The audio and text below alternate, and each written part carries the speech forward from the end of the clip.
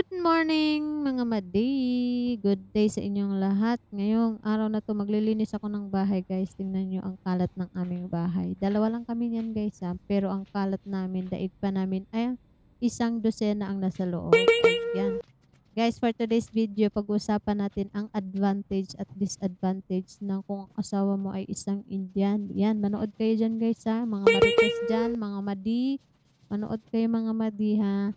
Pero wag niyo ako iba sa paglilinis ko ng bahay namin guys, kasi ganyan yung aking way. Kanya-kanya naman tayo guys eh. Ayan, una natin pag-usapan is yung disadvantage kung ang asawa mo ay Indian.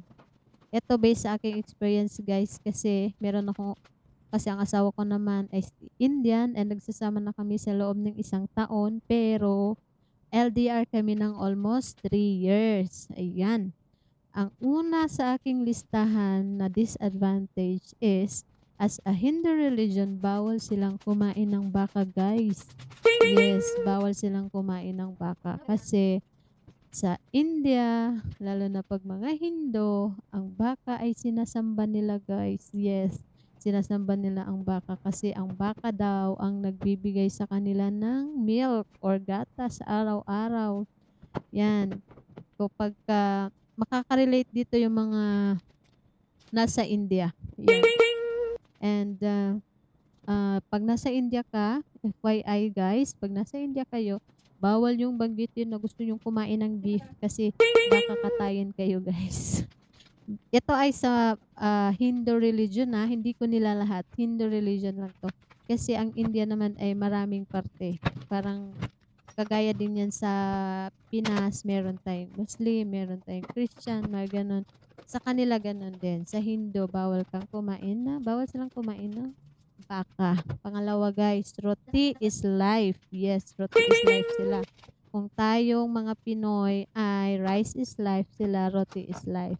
Bilang isang Pinay, kung ikaw ay hindi marunong neto, struggle talaga sa'yo ang paggagawa ng roti or chapati. Yun yung rice kasi nila. Mahirapan Kung ka sa talaga. Muslim, haram. And Yung parang ganon, haram sa para ka kanila. kasing gumagawa ng Pinagbabawal donut yun nila. Yun Tsaka ang pwede ka nilang pagkaka-describe patayin pag ko ganun. nung At saka roti yung nila. baka sa Para kang India guys, gumagawa ng pagala-gala lang. donut. Parang Bago akala mo yung mga makakain aso, guys. ganun ang Isang mga katutak na baka sa pagod India. ang And nailaan mo pangalawa, doon. roti Yung is sa atin life. kasi rice, As a ilagay mo lang sa Pinay, rice cooker, na luto life na. is Ayan. And Rice is mostly na life. mga ito pangatlo na to guys, mostly na mga Hindu religion ay mga vegetarian. Ayan. Kapag ikaw ay chicken is life, wag mo nang balakin mag-stay doon kasi mapupurga ka talaga dun sa gulay guys. Doon sa kanila. Kasi nung pumunta ako doon, lalo na 'pag vegetarian, mamahalin ka talaga nila guys kapagka nalaman nilang mahilig ka sa gulay. Mako-close mo yung iyong mga in-laws, yung nanay mo, 'yan. Tuwang-tuwa sila sa'yo 'pag alam nilang kumakain ka ng gulay. Ayun lang yung disadvantage ko based sa aking experience kasi 1 year naman kaming nagsama and hindi naman ako totaling nakatira sa India, nandito lang naman ako sa Dubai kaya hindi ko pa masasabi kung ano talaga ang advantage doon. Ayan. And then ngayon dun tayo sa advantage naman.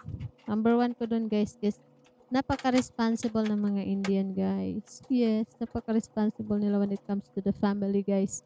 Provider sila gano'n. And then pangalawa is workaholic. Kahit magdamagang ano pa yan guys, nag-uusap sila. Pag-uusapan ay tungkol sa work. Gagawin niya yan.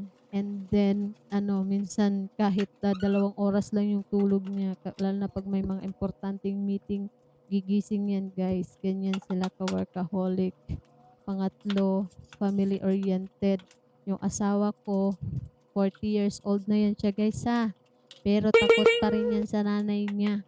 Pag konting sigaw lang ng nanay niya, tahimik na siya.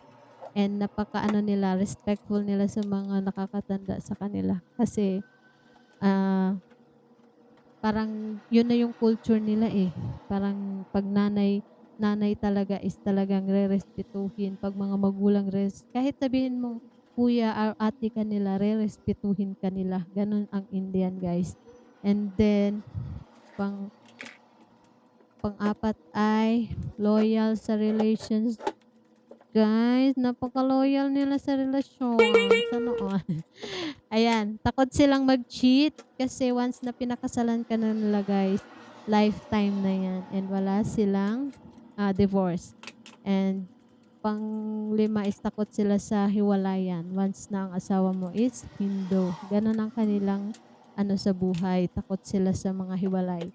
Kaya minsan tinatakot niya, "Naku, hiwalayan." Sabi niya sa'kin, nagalit siya sa akin, sabi niya, "Last na sasabihin mo 'yan sa'kin." Sabi niya, "Tatamaan ka na." Uy, tatamaan na ako. Gano'n ang kanilang ano sa India, basta Hindu guys.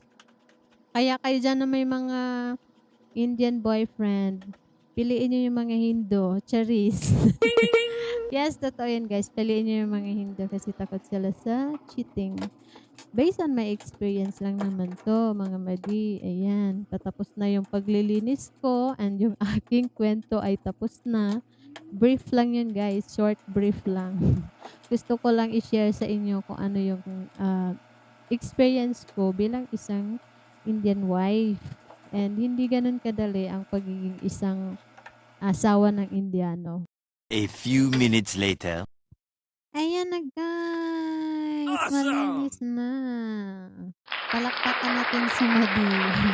Ayan. Thank you guys sa pagsama sa aking video and sana hindi kayo magsasawa. Please subscribe and follow my page guys, Mr. and Mrs. Aurora. See you again on my next vlog. Ayan. Thank you guys.